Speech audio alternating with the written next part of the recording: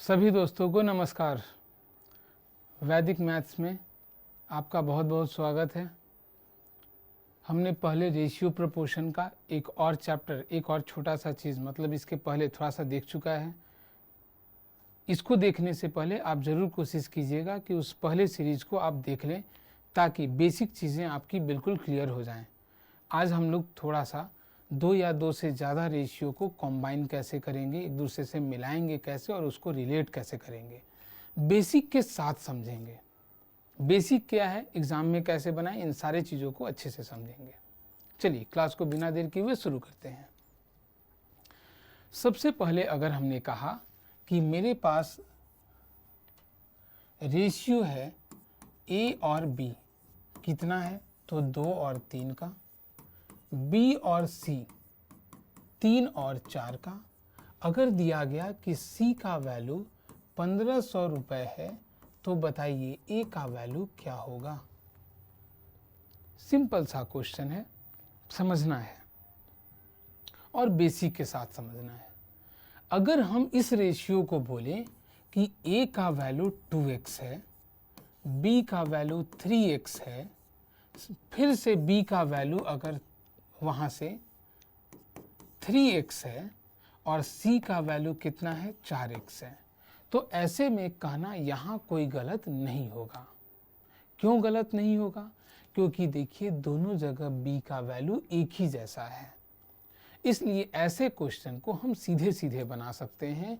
हम सबसे पहले कंबाइन करेंगे और हमने कहा कि a, b और c का रेशियो कितना होगा तो 2 और 3 का।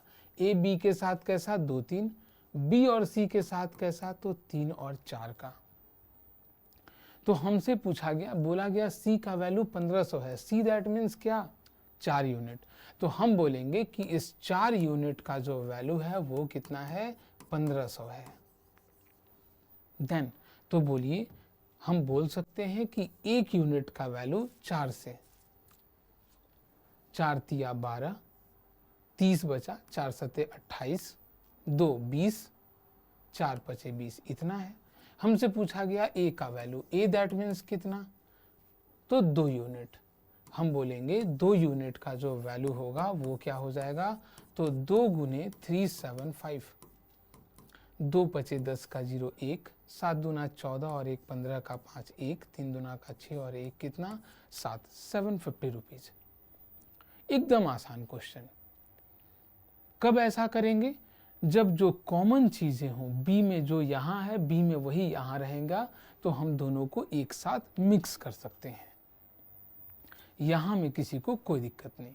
अगला, अगर यही क्वेश्चन थोड़ा सा चेंज हो जाए और हमने कहा कि ए और बी का रेशियो अगर 2 और 3 का है, बी और सी का रेशियो 4 और 5 का है, अगर सी का वैल्यू 1500 है तो ए का वैल्यू बताइए। अब अगर यहां आप इस क्वेश्चन में बोलेंगे कि ए का वैल्यू 2x, बी का वैल्यू 3x, अगेन बी का वैल्यू 4x और सी का वैल्यू 5x, तो ऐसा कहना गलत है। क्यों गलत है? क्योंकि यहाँ b दोनों जगह एक जैसा नहीं है। जब दो अलग अलग रेशियो होते हैं तो उनमें कांस्टेंट टर्म भी अलग अलग होते हैं। तो ऐसे में हम बोलेंगे कि a का जो वैल्यू है 2x है, b का वैल्यू इसी के साथ रिलेट कर रहा है तो ये 3x है।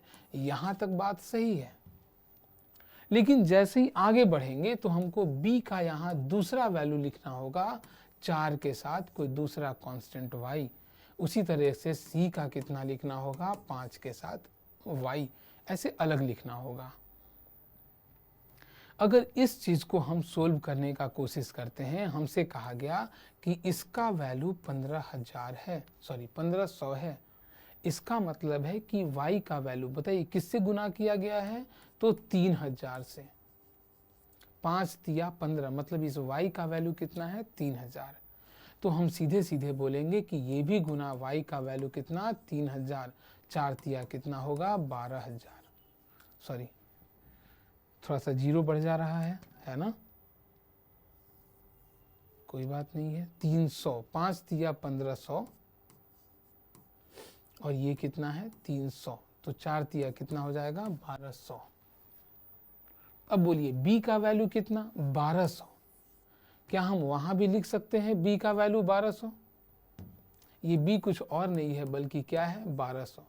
3 से कितना बार गुना, तो इसको 4 बार में गुना किया गया है 400, मतलब ये कितना होगा गुना 400, मतलब 4 दूना 800। तो ये जो मेथड है ये बेसिक मेथड है और बड़ा मेथड है। इस तरीके से हम कंपटीशन के एग्ज़ाम में, कॉम्पिटिटिव एग्ज़ाम में नहीं बनाते हैं, ये समय बहुत लेता है। क्लियर? तो जब भी ऐसा क्वेश्चन आए, 2 या 2 से ज़्यादा रेशियो अलग अलग हो, तो सबसे पहला काम करते हैं इनको कंबाइन करते हैं, सबको एक दूसरे के साथ मिलाते हैं। तो इस मिलाने का जो तरीका है वो पहले सीखना है हम लोगों को। चलिए कैसे मिलाएं कि कितना आसानी से बने, फिर हम इस क्वेश्चन पे आएंगे और उस क्वेश्चन को और आसानी से समझेंगे। हमने कहा क्वेश्चन में दिया गया कि अगर a और b का रेशियो 2 और 3 का है, b और c का रेशियो 4 और 5 का है, तो सबसे पहले कॉम्बिनेशन a, b और c कितना होगा, हमको पहले ये निकालना है। तो बेसिकली ये निकालने का एक से ज़्यादा तरीका है, हम बारी बारी से हर तरीके को समझेंगे, क्योंकि कोई ज़रूरी नहीं है कि एक तरीका सब जगह आसानी से कम समय में बन जाए। इसलिए जितना ज़्यादा तरीका याद रहेगा, मालूम रहेगा, उतना आसानी से आप क्वेश्चन को बना पाइएगा। चलिए, जैसे ही कहा सबसे पहला तरीका a ratio b, that means a by B दिया हुआ है 2/3, b बाई सी दिया हुआ है 4/5। सबसे पहला 2 अलग अलग रेशियो में जो कॉमन होते हैं उनको इक्वल करने का काम करते हैं, और रेशियो में इक्वल करने के लिए बस एक ही मेथड है, मल्टीप्लाई करने का। जब भी कोई चीज़ को मल्टीप्लाई करेंगे तो कोशिश करेंगे दोनों जगह मल्टीप्लाई करने के लिए। एक जगह मल्टीप्लाई करने से मेरा काम नहीं बनता है, वो रेशियो बिगड़ जाता है। जो ओरिजिनल रेशियो है वो नहीं बिगड़ना चाहिए, वो हमेशा एक जैसा रहना चाहिए, ये बात याद रखना है। तो अगर ऐसे बात कर रहे हैं हम, तो क्या करना होगा ये ध्यान से देखिए। कॉमन क्या है, तो b, तो b को हम क्या करेंगे बराबर करने का। बराबर करने का मतलब इसका मल्टीपल बराबर होना चाहिए। तो मल्टीपल निकालने के लिए हम एलसीएम का तरीका अपनाते हैं। हम लोगों को निकालना है एलसीएम किसका, तो एलसीएम ऑफ 3 और 4, क्योंकि दोनों जगह यही है। तो 3 और 4 का एलसीएम कितना हो जाएगा 12, बस 12 में बदलना है। तो 12 में बदलने के लिए बोलिए 3 को किससे गुना, तो 3 चौका 12, तो इसलिए ऊपर भी गुना करना पड़ेगा। नीचे 4 को 12 में बदलने के लिए 3 से, तो इसको भी 3 से। बोलिए b यहाँ भी बराबर, यहाँ भी बराबर। हमने पहले क्वेश्चन में देखा था कि b बराबर हो तो डायरेक्ट लिख सकते हैं। अब हम a, b और c को डायरेक्ट लिख सकते हैं। a कितना है तो 8, b कितना है तो 4 तिया 12। अगर b 12 है तो c कितना है तो 5 3 जा 15, हो गया रेशियो। क्लियर है? इसी चीज को मल्टीप्लाई को लिखने के लिए हम लोग ये तरीका भी अपनाते हैं। a, b और c लिखा हमने, पहला क्या है तो 2 का और 3 का, अगला क्या है तो नीचे लिखेंगे 4 का और 5 का। यही तरीका अपना रहे हैं, कुछ और नहीं कर रहे हैं इसमें, है ना। ऐसे ना लिख करके हम उसको वैसे भी लिखते हैं। तो ऐसे में ये दिख रहा है साफ साफ कि ये कॉमन है, इनको बराबर करना है। 3 और 4 का 12, 12 करते हैं। 12 करने के लिए इसको 4 से गुना, और इसको किससे गुना 3 से, हो गया 12। लेकिन जैसे ही इसको किए मेरा रेशियो गड़बड़ हो गया। सही करने के लिए इसको किए हैं तो इसको भी 4 से गुना करना होगा, इसको 3 से तो इसको भी करना होगा। ये काम करते हैं, वही चीज़ है दोनों। ये कितना है 8, ये कितना आया तो 12, और ये कितना आया तो 15। ये सबसे बेसिक तरीका है।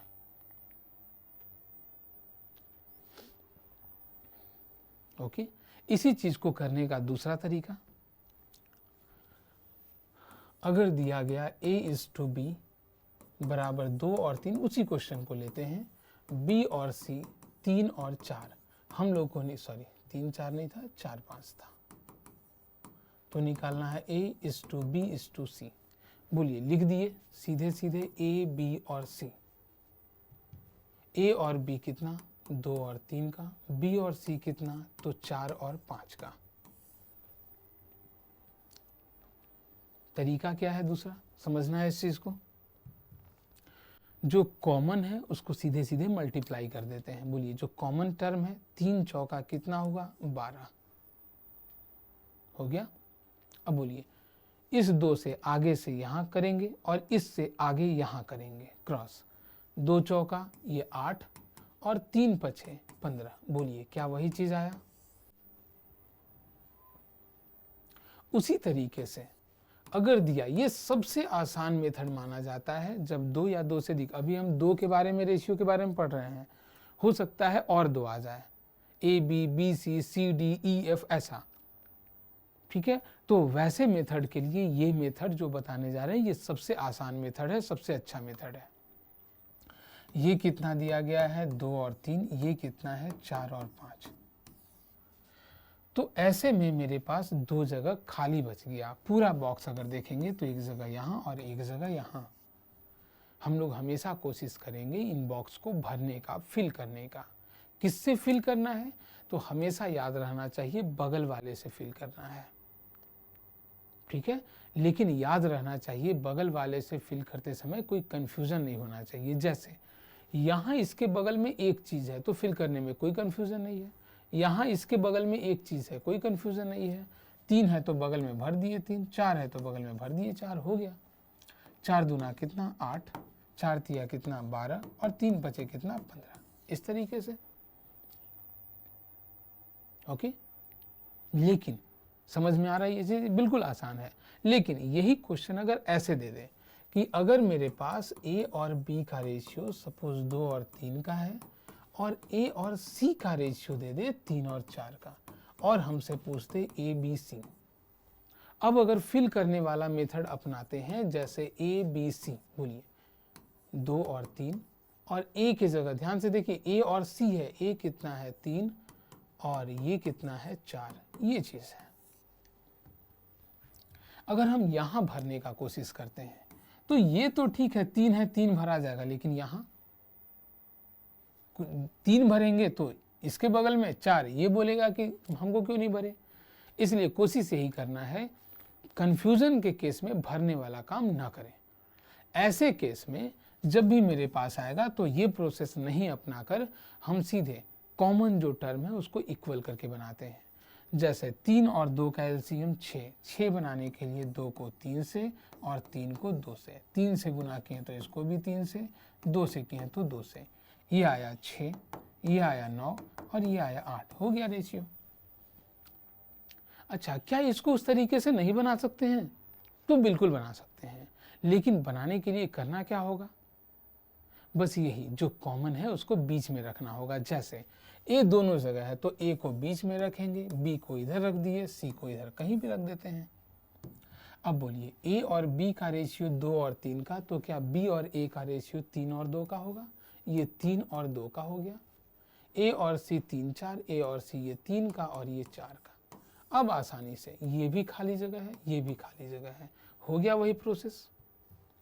क्या 2 से 2 भर सकते हैं, 3 से 3 भर सकते हैं, ये 3 3 जा 9, 3 2 जा 6 और 4 2 जा 8। लेकिन जल्दबाजी में ऐसा नहीं कि आंसर आप 9 6 और 8 कह के चल दें, क्योंकि ये रेशियो ABC का नहीं है बल्कि BAC का है। तो अगर ऐसे में हम लोगों को ABC का रेशियो निकालना है तो A, B और C अच्छे से देखना होगा। A क्या है 6, B क्या है 9 और C क्या है 8। अब समझ में शायद बात आ रही होगी कि हम किसी भी तरीके से रेशियो को कंबाइन कर सकते हैं। ये 2 रेशियो था, कोशिश करेंगे आगे और ज़्यादा रेशियो को आपस में कंबाइन करने का। आज के लिए बस इतना ही करते हैं, बाकी हम लोग बात अगले दिन करते हैं। चलिए, तब तक के लिए बहुत बहुत धन्यवाद।